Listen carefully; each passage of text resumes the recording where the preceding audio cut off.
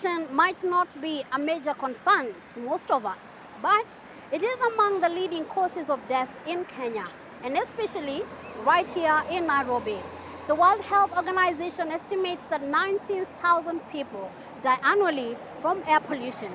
Today we shift our focus on transport air pollution, its effects on the environment, and most importantly, its effects to you and me, and generally the human life.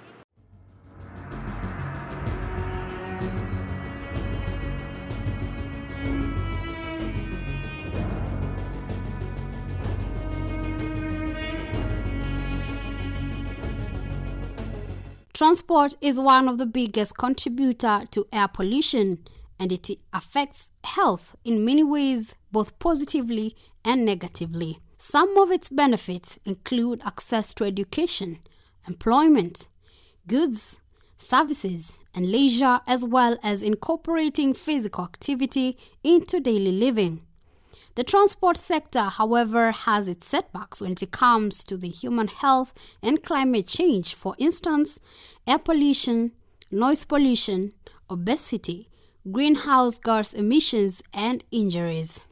In this case, transport air pollution is one of the leading risk factors for death, but its impacts go even further.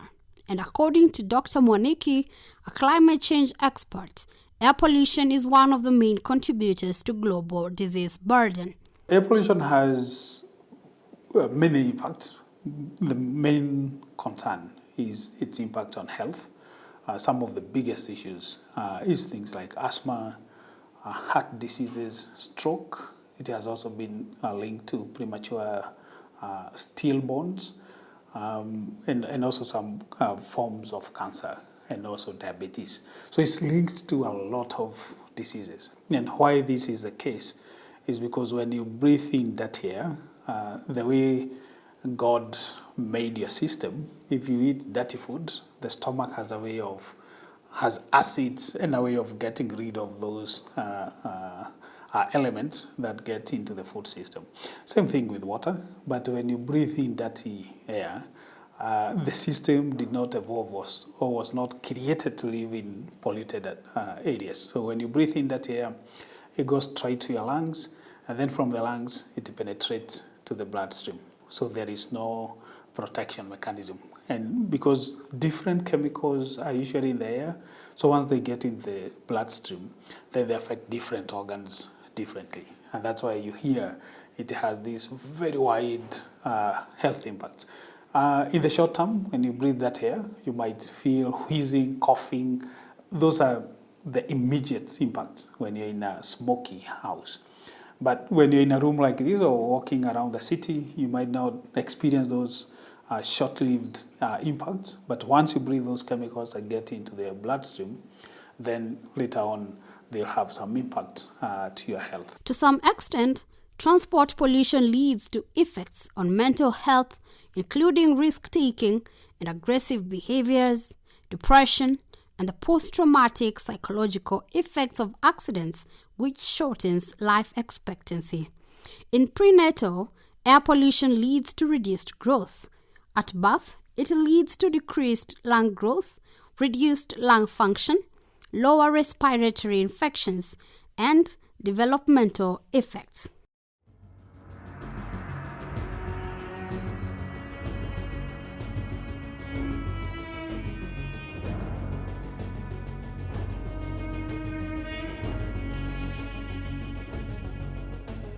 Air pollution concentrations on roads are relatively high, and commuters face unavoidable exposure during commuting as they are near the sources of emissions. When a car passes through you, where you are seated or walking, you see the smoke, you smell the gasoline. Transport sector contributes around 40 to 50% of pollution in Nairobi. And the main reason is because there are very limited regulations on how to maintain vehicles. Transport air pollution plays a major role when it comes to climate change. Air pollution has a couple of pollutants that also do drive the climate system. And they're called the short-lived climate pollutants. These include particulate matter, things like ground level ozone, NO2, which is more of air pollution, but because of atmospheric processes, it does lead to formation of ozone. We do have other things like black carbon, which is an air pollutant, is a particulate, but also is a major driver of air pollution. Greenhouse emissions, which could result from human activities such as burning fossil fuels and deforestation, release gases like carbon dioxide, carbon monoxide, hydrocarbons, among others, which have been proven harmful to the human body and the environment into the atmosphere, trapping the heat from the sun, hence causing global warming, which contributes to both health issues and climate change with severe temperature changes.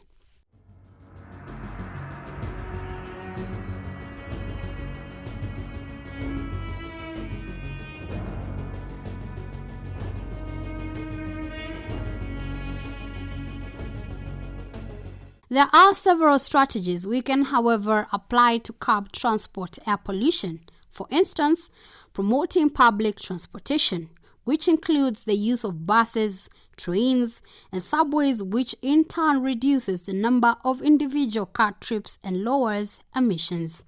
Active transportation, which involves walking and cycling, is another step toward reducing transport air pollution, not only in Nairobi, but across the country.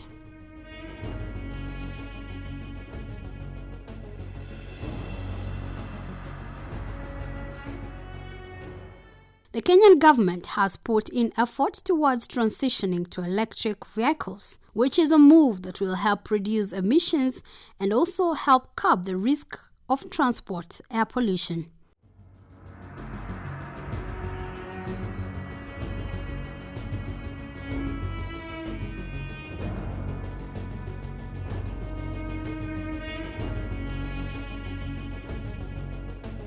Efficient urban planning is another key strategy, as it involves designing cities to minimize travel distances, integrate residential, commercial, and recreational areas to reduce the need for long commutes. Building climate change resilient infrastructure or investing in infrastructure that adapts to changing climate conditions would also be a possible solution to address the transport changes in Kenya. Remember, let's unite to clear the air, safeguarding our health and the generations to come.